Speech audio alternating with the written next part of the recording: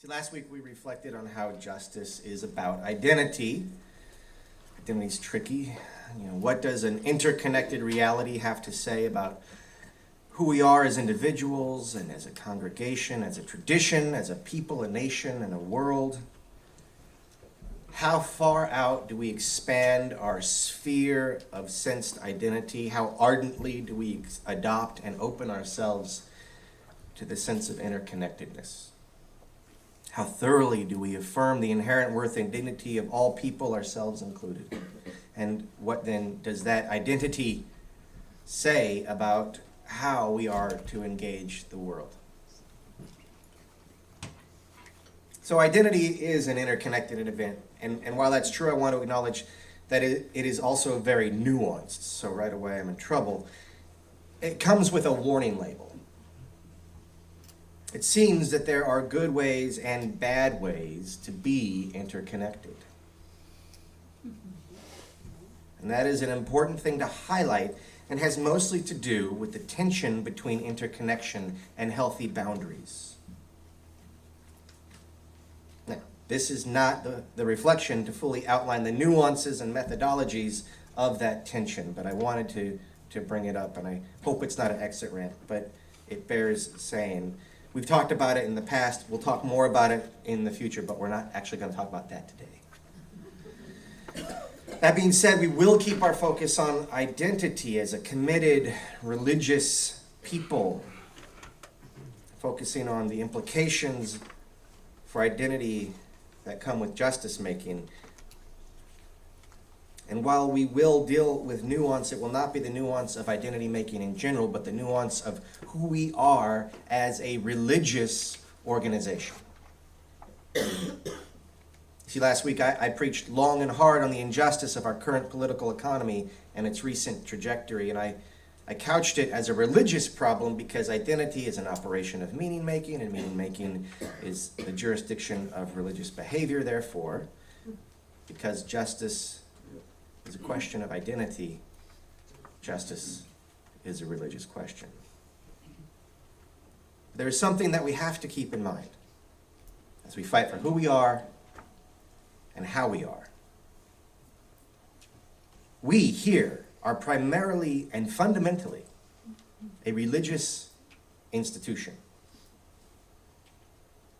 and a religious tradition engaged primarily and fundamentally in religious action. We are not a social justice organization. This is important and sometimes tricky distinction, but if we do not make this distinction, we risk losing both our religious grounding and our justice-seeking effectiveness because we lose our primary purpose. We lose our grounding, we lose our integrity and our identity, and so we lose our power. That being said, it is also true that justice seeking is a natural outgrowth of our religious grounding. So this is difficult for me to articulate and make a distinction between these things, but our religious grounding results in justice seeking. They're both related, but they're not the same. And we risk both our religious grounding and our justice-seeking effectiveness if we do not make a distinction between being a religion that has necessary justice activities on the one hand versus a social action nonprofit that has religious undertones on the other. So is that distinction somewhat plain?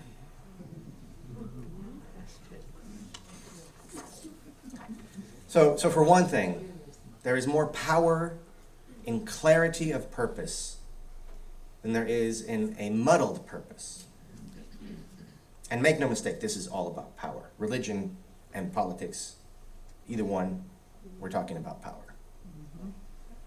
If you are a social action nonprofit that has religious undertones, which we are not, then claim that and be that. There is a lot of power there.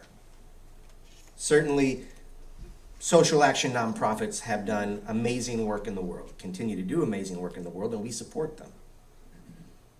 But if you are a religion that has necessary justice activities, which we are, then that is what we need to claim, and that is what we need to be, and there is a lot of power there. So I see people and colleagues and congregations who appear to be all about justice making, and it just kind of troubles me.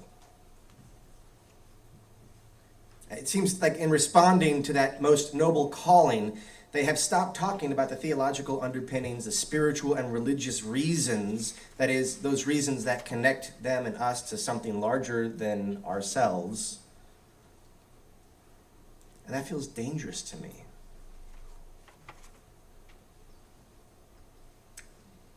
Though I have struggled to articulate and understand why. So watch as I struggle on.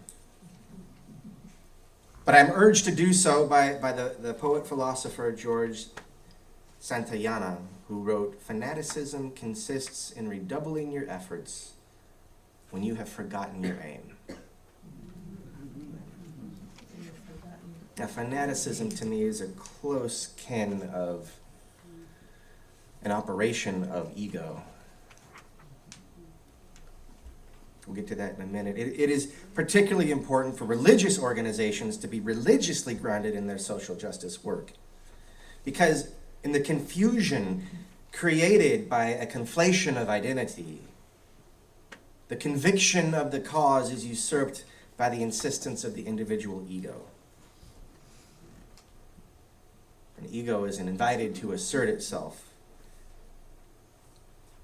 And suddenly it is no longer the something larger that we are fighting for in the name of, connecting to, but in fact our own agenda or secret self-aggrandizement and an identity that covets itself. Then all the personal fears about being loved and being worthy are powered up and hijack the impulse toward justice. Good intentions then disfigure themselves, and instead of having your sense of self expanded by its connections with something bigger than you, we have something bigger than you being confused with yourself. I don't know if that actually makes sense. It makes sense to me. But perhaps this question clarifies things somewhat. Am I working for a cause, or is the cause working for me? That is, of course, just a pole star question. It's a question that we can use to orient ourselves. It is definitely overly binary, and the reality is not so black and white as that. Still, it gives us a hint. Am I working for the cause, or the cause working for me? You see, we as a religious people are grounded in the heart. We are grounded in our principles. We are grounded in our tradition. Grounded and compelled. And all of these anchors and impulses compel us to act first out of love.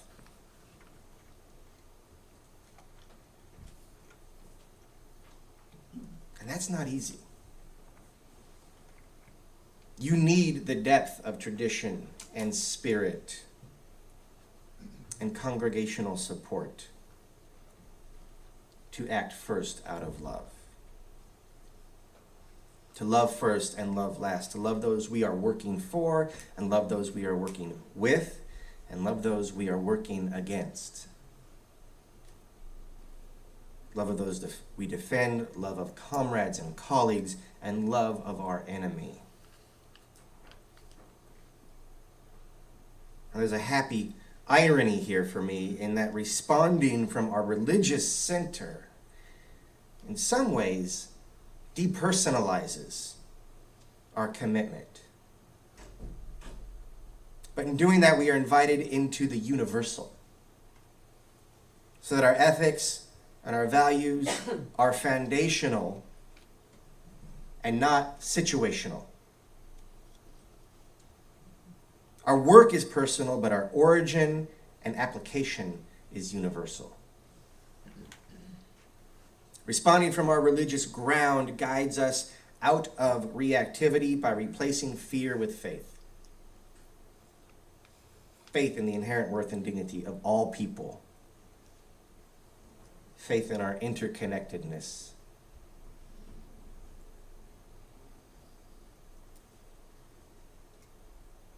Responding from our religious ground rivets us to the mandate of creation and evolution so that our actions serve that larger trajectory.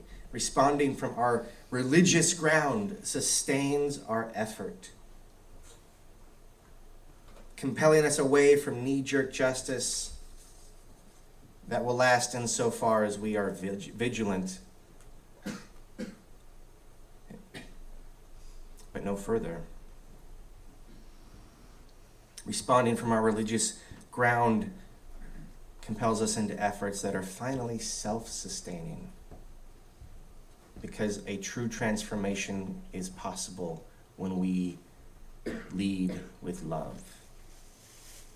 Because we have not only affected an outcome, we have inoculated the former causes of inequity and injustice. I believe that the way to change the world is to change hearts, at least as much as policy. And this enterprise, this tradition, this congregation, and this faith path is a heart-changing enterprise. It changes the hearts of others. It changes the hearts of those we strive against, and it changes the hearts of those that we work in cooperation with, and it changes our own hearts. I think we've even heard some of that testimony this morning. You are part of a heart-changing organization. An organization whose purpose is to create and test meaning, an exercise itself which registers finally and fully and most effectively in the heart. We are a religious people. And tomorrow, those of you who are going up to the legislature with me, when we are face to face with the powers at the state capitol, it is up to you, it is up to us to make that fact apparent, that we are a religious people. How? By loving them. Allies and adversaries alike. And when you are feeling bullied or ignored or helpless or hopeless, remember your faith in the inherent worth and dignity of all people, and find in that faith the strength to stand up, to love more radiantly, to carry on beyond the transient efforts of their self-serving cowardice, bought and sold. For if that is who you find yourself in discussions with, that they are cowards and that they are bought and sold means that somewhere they are frightened enough by something in this life for them to sell their soul. And that is a tragedy. Perhaps even pitiful. But do not let pity be its own end. Pity is a doorway into an open heart. In the open heart, the loving heart, is the end. And it is also the beginning.